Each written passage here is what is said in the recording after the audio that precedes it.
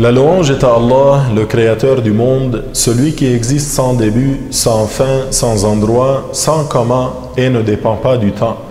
Je demande à Allah Ta'ala d'élever les grades de notre maître Muhammad al-Amin, l'honnête, le véridique, celui qui a appelé à la religion de vérité, l'islam, qui est la religion de tous les prophètes, du premier Adam au dernier Muhammad.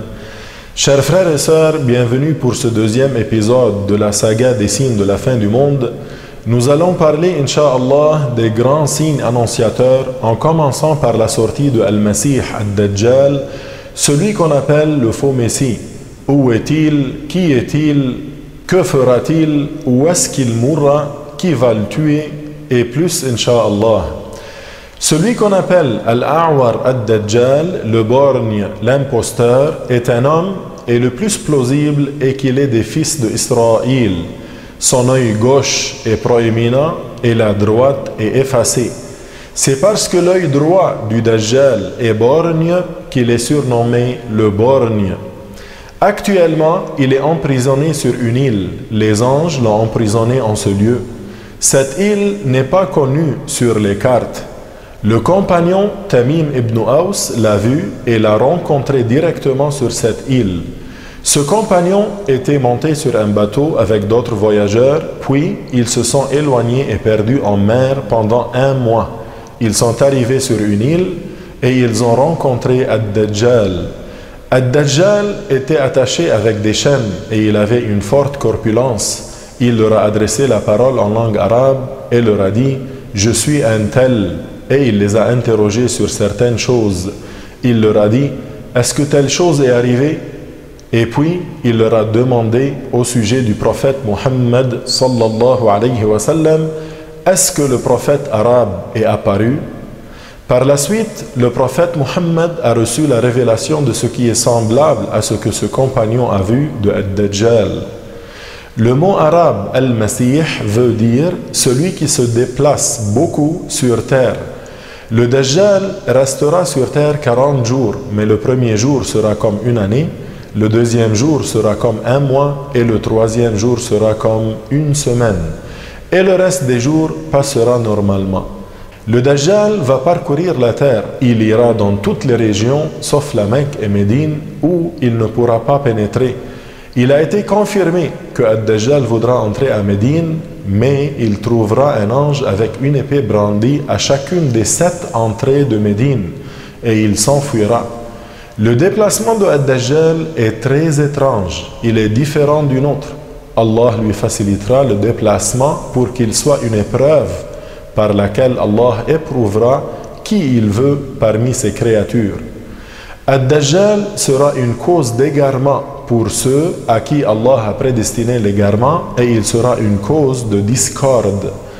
Ad-Dajjal dira aux gens « Je suis votre Dieu ». Il va leur montrer des choses qui vont les tromper.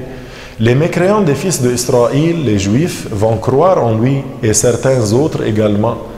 Tandis que chacun parmi les musulmans lira sur le front du Ad-Dajjal écrit « Kafir » qui signifie « mécréant ». Il se déplacera tellement sur terre qu'il sera appelé Masih, mais comme il égarera les gens, on l'appelle Al-Masih Ad-Dajjal ou l'imposteur. 3 ans avant son apparition, le tiers de la quantité de pluie sera retenu. 2 ans avant son apparition, les 2 tiers seront retenus. Et 1 an avant son apparition, toute l'eau sera retenue et il n'y aura donc pas de pluie. Allah fera que les égarés qui suivront Ad-Dajjal soient repus et rassasiés pendant la famine qui aura lieu à cette époque. Allah leur donnera la subsistance. Quant aux musulmans pieux, pendant la famine, ils seront rassasiés par le tasbih et le taqdis, le fait de dire Subhanallah et évoquer Allah et le glorifier. Par épreuve, Allah manifestera sur les mains de Ad-Dajjal des choses extraordinaires. Mais on ne les appelle pas miracles, mu'jizah, car le miracle est ce qui arrive sur les mains d'un prophète. Mais plutôt, ceci est appelé istidraj en arabe, qui signifie littéralement ce par quoi l'on entraîne, car Ad-Dajjal entraînera les gens à la mécréance. Ainsi, il coupera en deux un croyant et il le ramènera par la volonté de Allah à la vie.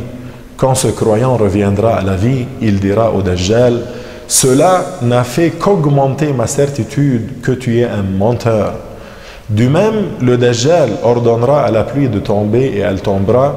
Il ordonnera à la terre de faire pousser les récoltes et elles pousseront. Il aura avec lui deux fleuves, un fleuve de feu qui est une fraîcheur pour les croyants et un fleuve d'eau qui est un fleuve de feu pour eux. Le prophète Isa, Jésus, alayhi salam, reviendra sur terre et après sa descente, Ad-Dajjal sera tué. En effet, Ad-Dajjal rencontrera notre maître Isa, Jésus, alayhi salam, en Palestine et Isa va le tuer aux portes du village de Lud en Palestine. Après cela, il y aura le bien-être et la paix sur terre. La terre sortira de ses entrailles ce qu'elle a comme or. Il y aura tellement de richesses qu'il n'y aura personne qui acceptera l'aumône. Chers frères et sœurs, dans le prochain épisode de la saga des signes de la fin du monde, nous continuerons à parler, Inch'Allah, des grands signes annonciateurs en commençant par la descente du prophète Jésus du ciel. Alors soyez au rendez-vous, soyez des nôtres et à la prochaine, Inch'Allah.